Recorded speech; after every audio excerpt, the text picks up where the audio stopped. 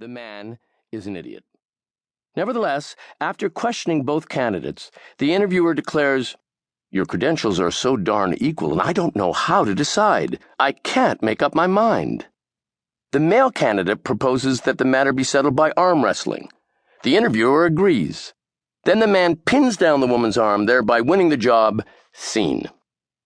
Peter Ackroyd, Danny's little brother, and a gifted comic performer in his own right, played the interviewer. Catherine O'Hara was the female candidate.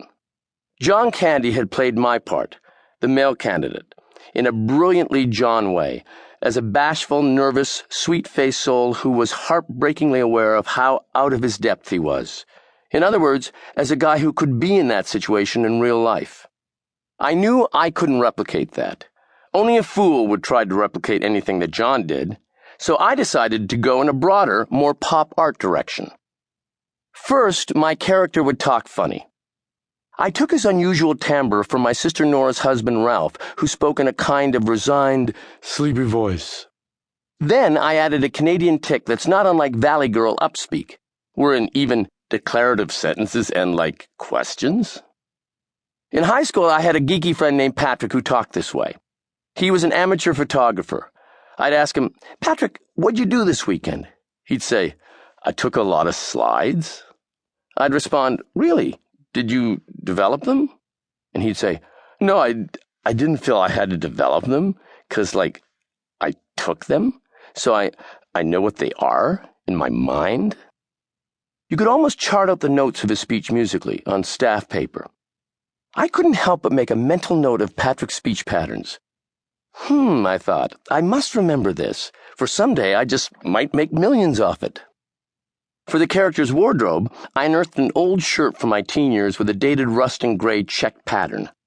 I buttoned it up to my neck and hitched up my trousers high above my navel. Ed, as I decided to call my underqualified idiot job candidate, was complete. Well, maybe not quite.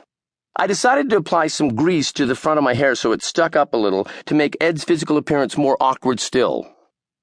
The audience, thank God, seemed to like Ed from the outset.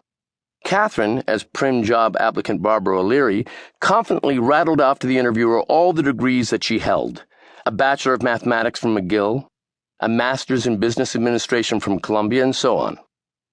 As she did so, Ed, in full view of the audience, would register increasing panic, his smile turning into a grimace, his breaths deepening, his eyes cast downward, his whole body palpitating.